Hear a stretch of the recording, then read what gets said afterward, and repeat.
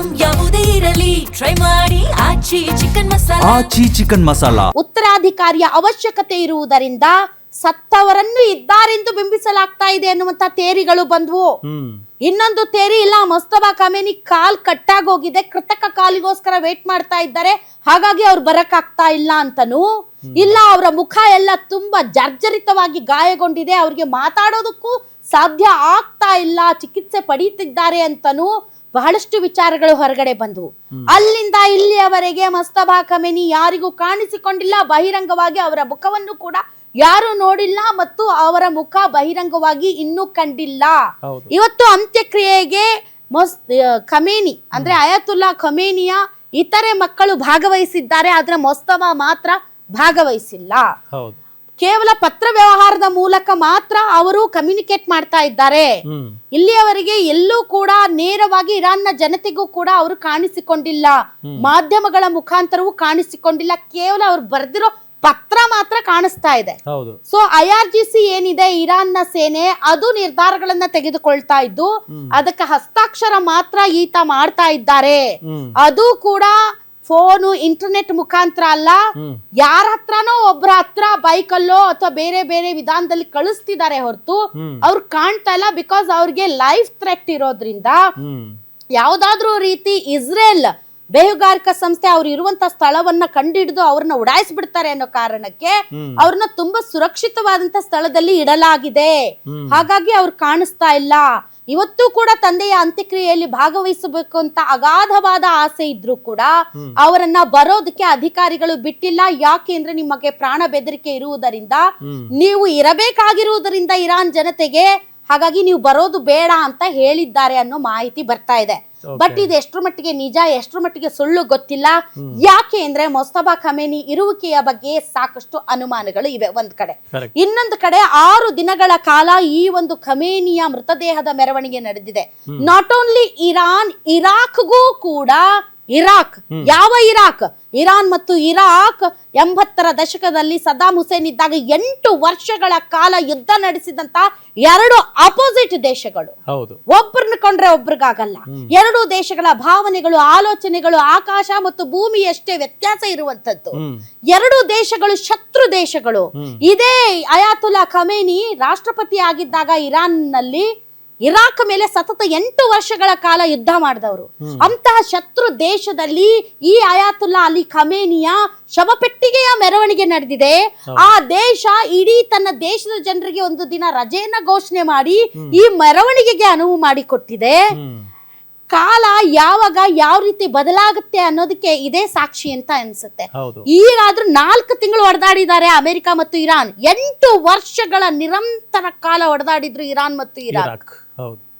So ಇಂತಹ Iraq ದೇಶದಲ್ಲಿನ ಪವಿತ್ರ ಸ್ಥಳಗಳಲ್ಲಿ ಈ ಖಮೇನಿಯ ಅಂತ್ಯ ಸಂಸ್ಕಾರದ ಸಂದರ್ಭದ ಮೆರವಣಿಗೆಗೆ ಅನುವು ಮಾಡಿಕೊಡಲಾಯಿತು. ಹಾಗಾದ್ರೆ ಯಾಕೆ ಇರಾಕ್ ಅಲ್ಲಿ, ಅದರಲ್ಲೂ ಕೂಡ ಎಸ್ಪೆಷಲಿ ಒಂದು ಪ್ಲೇಸ್ ನಜಾಫ್ ಅನ್ನೋ ಪ್ಲೇಸ್. ಈ ನಜಾಫ್ ಅನ್ನೋ ಪ್ಲೇಸ್ ಏನಿದೆ ಅದು ನಮಗೆಲ್ಲರಿಗೂ ಹೇಗೆ ಹಿಂದೂಗಳಿಗೆ ಒಂದು ಕಾಶಿ ಪವಿತ್ರ ಸ್ಥಳ ಅಂತನೂ, ಕ್ರಿಶ್ಚಿಯನ್ರಿಗೆ ವ್ಯಾಟಿಕನ್ ಸಿಟಿ ಹೇಗೆ ಪವಿತ್ರ ಸ್ಥಳ ಅಂತನೂ, ಅದೇ ರೀತಿ 20 ಕೋಟಿಯಿಂದ ಒಂದು 26 ಕೋಟಿ ಇರುವಂತಹ ಪ್ರಪಂಚದಾದ್ಯಂತ ಇರುವಂತಹ ಶಿಯಾ ಮುಸಲ್ಮಾನರಿಗೆ ನಜಾಫ್ ಕೂಡ ಮತ್ತು ಕೋಮ್ ನಗರ ಇವೆರಡು ಅತ್ಯಂತ ಪವಿತ್ರ ಸ್ಥಳಗಳು. ಯಾಕೆ ಅಂದ್ರೆ ಇರಾಕ್ನ ಈ ನಜಾಫ್ ನಲ್ಲಿ ಇಮಾಮ್ ಅಲಿಯ ಸಮಾಧಿ ಇದೆ. ಇಮಾಮ್ ಅಲಿ ಯಾರು ಅಂದ್ರೆ ಮಹಮ್ಮದ್ ಪೈಗಂಬರರ ಅಳಿಯ ಅಂತ ಹೇಳ್ತಾರೆ. ಮಹಮ್ಮದ್ ಪೈಗಂಬರರ ಸರಿಯಾದ ಉತ್ತರಾಧಿಕಾರಿ ಅಂತ ಹೇಳ್ತಾರೆ. ಅವರ ದರ್ಗಾ, ಅವರ ಸಮಾಧಿ ಇದೇ ನಜಾಫ್ ನಗರದಲ್ಲಿ ಇದೆ. ಹೀಗಾಗಿ ಈ ಶಿಯಾ ಮುಸಲ್ಮಾನರಿಗೆ ಅತ್ಯಂತ ಪವಿತ್ರ ಸ್ಥಳ ಮತ್ತು ಶಿಯಾ ಮುಸಲ್ಮಾನರ ದೇಶ ಇರಾಕ್ನ ಸರ್ವೋಚ್ಚ ನಾಯಕನ ಮೆರವಣಿಗೆ ಈ ಪವಿತ್ರ ಸ್ಥಳಗಳಲ್ಲಿ ನಡೆಯುವುದರ ಮೂಲಕ ನಾವು ಎಲ್ಲರೂ ಒಗ್ಗಟ್ಟಾಗಿದ್ದೇವೆ. ನಾವು ಶತ್ರು ರಾಷ್ಟ್ರಗಳು, ನಮ್ಮ ತತ್ವ ಸಿದ್ಧಾಂತಗಳು ಅಂತ ಬಂದಾಗ, ನಮ್ಮ ಕೋಮ್ ಅಂತ ಬಂದಾಗ ನಾವೆಲ್ಲ ಒಂದೇ ಅನ್ನುವಂತ ಮೆಸೇಜ್ ಅನ್ನ ಪಾಸ್ ಮಾಡ್ತಾ ಇದ್ದಾರೆ. ದಿ ಸೇಮ್ ಟೈಮ್ ಈ ನಜಾಫ್ ನಗರ ಏನಿದೆಯಲ್ಲ, ಇದು ಖಮೇನಿ ಚಿಕ್ಕವರಿದ್ದಾಗ 18 ವರ್ಷದವರಿದ್ದಾಗ ತಾನು ಧರ್ಮಗುರು ಆಗಬೇಕು ಅನ್ನೋ ಕಾರಣಕ್ಕೆ ಇದೇ ನಜಾಫ್ ನಗರದ ಒಂದು ಮದರಾಸಾಗೆ ಸೇರ್ಕೊಂಡಿರ್ತಾರೆ 1857ರಲ್ಲಿ. ತಾನು 18 ವರ್ಷದವನಾಗಿದ್ದಾಗ. ಆದ್ರೆ ಅವರ ತಂದೆ ಅವರು ಇನ್ನೇನ್ ಧರ್ಮಗುರು ಆಗ್ಬೇಕು ಅನ್ನುವಾಗ ವಾಪಸ್ ಕೋಮ್ ನಗರಕ್ಕೆ ಕರೆಸಿಕೊಳ್ತಾರೆ. ಅವರು ಧರ್ಮಗುರು ಆಗಿ ಇಲ್ಲಿಗೆ ಬಂದು ಇರಾನ್ನ ಸರ್ವೋಚ್ಚ ನಾಯಕರಾಗ್ತಾರೆ. ಸೊ ಇದು ಹಳೆಯ ಸಂಪರ್ಕ. ಸುಮಾರು 69 ವರ್ಷಗಳಾದ ಮೇಲೆ ಅವರು ಇರಾನ್ ನಿಂದ ಇರಾಕ್ನ ನಜಾಫ್ ನಗರಕ್ಕೆ ಬರ್ತಾರೆ, ಆದರೆ ಶವವಾಗಿ ಶವಪೆಟ್ಟಿಗೆಯಲ್ಲಿ. ಸೊ ಇಂತಹ ಸಂದರ್ಭದಲ್ಲಿ ಎಂತ ವೈರುಧ್ಯ ಅಲ್ಲ ಇದು. ಯಾವಾಗ ಶತ್ರುಗಳು ಯಾವಾಗ ಮಿತ್ರರು ಏನು ಹೇಳಕ್ಕಾಗಲ್ಲ. ಈ ಇರಾನ್ ಅಮೆರಿಕಾದ ಅತ್ಯಂತ ಪ್ರೀತಿಯ ದೇಶ ಆಗಿತ್ತು, ಇವತ್ತು ಶತ್ರು ದೇಶ ಆಗಿದೆ. ಈಗ ಇನ್ನೇನು ಸ್ವಲ್ಪ ಹೊತ್ತಿನಲ್ಲೇ ಈ ಮಷಾದ್ನಲ್ಲಿ ಸಮಾಧಿ ಮಾಡ್ತಾರೆ. ಅದಕ್ಕೆ ಬಹಳಷ್ಟು ಸಂಖ್ಯೆಯಲ್ಲಿ ಜನ ಕೂಡ ಸೇರಿದ್ದಾರೆ. ಅವರಲ್ಲಿರುವಂತಹ ಏಕೈಕ ಒಂದು ಘೋಷಣೆ ರಕ್ತ ರಕ್ತ ರಕ್ತ. ಯಾರ ರಕ್ತ? ಡೊನಾಲ್ಡ್ ಟ್ರಂಪ್, ನೆತನ್ಯಾಹು ಮತ್ತು ಟ್ರಂಪ್ನ ರಕ್ತ. ಸೊ ಇದನ್ನೇ ಟ್ರಂಪ್ ಕೂಡ ಹೊಯ್ಕೋತಾ ಇದ್ದಾರೆ ಈಗ. ಟ್ರಂಪ್ ಇದೇ ಹೊಯ್ಕೋತಾ ಇರೋದು, ನಾನೇ ಟಾರ್ಗೆಟ್, ನಾನು ಇರ್ತೀನೋ ಇರಲ್ವೋ ನನಗೆ ಗೊತ್ತಿಲ್ಲ, ಇವತ್ತಿರ್ಬೋದು ನಾಳೆ ಹೋಗಬಹುದು, ಅದು ಭಯಾನೋ ಅಸಹಾಯಕತೆನೋ ಒಂದು ಗೊತ್ತಾಗ್ತಾ ಇಲ್ಲ. ಸೊ ಇದು ಅಯಾತುಲ್ಲಾ ಅಲಿ ಖಮೇನಿಯ ವಿಚಾರ. ಆದರೆ ಈಗ ನಾವೆಲ್ಲರೂ ಕೂಡ ಭಯ ಪಡ್ತಾ ಇರುವಂತಹ ವಿಚಾರ ವಿಶ್ವ ಯುದ್ಧದ ಭಯದ ವಿಚಾರ. ವಿಶ್ವ ಯುದ್ಧ ಆಗುತ್ತಾ? ಇಡೀ ವಿಶ್ವ ಈಗ ಮತ್ತೊಂದು ಭೀಕರ ಯುದ್ಧಕ್ಕೆ ರೆಡಿ ಆಗ್ತಾ ಇದೆಯಾ? ಅಮೆರಿಕ ಮತ್ತು ಇರಾನ್ನ ನಡುವೆ ಏನು ಈಗ ಕಿಡಿ ಹೊತ್ತುಕೊಂಡಿದೆ, ಅದು ಜಾಗತಿಕ ವಿನಾಶದ ಮುನ್ಸೂಚನೆಯಾ? ಯಾಕೆಂದ್ರೆ ಈಗಾಗಲೇ ಈ ಯುದ್ಧ ಮತ್ತೆ ಮರಳಿ ನಿಲ್ಲಲಾಗದಷ್ಟು ಪೆಟ್ಟುಗಳನ್ನ ಆಯಾ ದೇಶಗಳ ಆರ್ಥಿಕತೆಗೆ ಕೊಟ್ಟಾಗೋಗಿದೆ.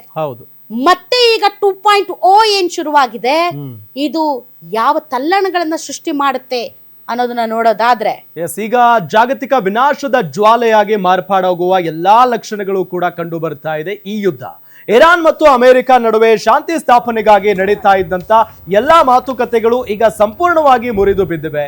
ಇದರ ಬೆನ್ನಲ್ಲೇ ಅಮೆರಿಕ ಸೇನೆ ಇರಾನ್ ಮೇಲೆ ಡೆಡ್ಲಿ ಅಟ್ಯಾಕ್ ಮಾಡಿದೆ.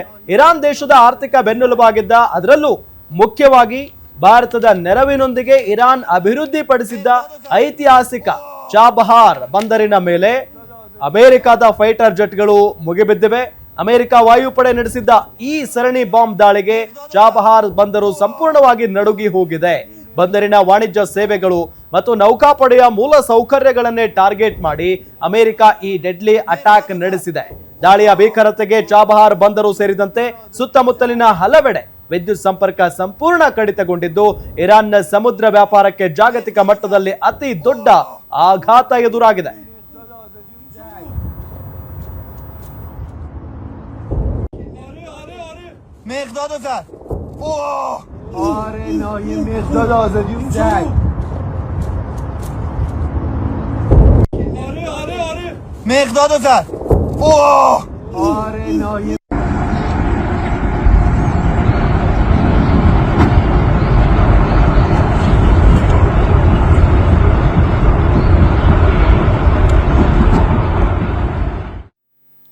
ಅಮೆರಿಕದ ಈ ದಿಢೀರ್ ದಾಳಿಗೆ ಇರಾನ್ ಕೂಡ ಅಷ್ಟೇ ಪ್ರತಿದಾಳಿ ನಡೆಸಿದ್ದು, ಅಮೆರಿಕದ ಪ್ರಮುಖ ವಾಯು ನೆಲೆಗಳನ್ನ ಧ್ವಂಸಗೊಳಿಸಿದೆ. ಅಮೆರಿಕದಲ್ಲಿರೋದಲ್ಲ, ಕೊಲ್ಲಿ ರಾಷ್ಟ್ರಗಳಲ್ಲಿರುವಂತಹ ಅಮೆರಿಕದ ವಾಯು ನೆಲೆಗಳು. ಬಹರೇನ್ ನಲ್ಲಿರುವ ಅಮೆರಿಕದ 5ನೇ ನೌಕಾಪಡೆಯ ಪ್ರಧಾನ ಕಚೇರಿ ಮತ್ತು ಕುವೈತ್ ನಲ್ಲಿರುವ ಅಮೆರಿಕದ ಮಿಲಿಟರಿ ನೆಲೆಗಳನ್ನ ಗುರಿಯಾಗಿಸಿಕೊಂಡು ಇರಾನ್ ದಾಳಿ ನಡೆಸಿದೆ.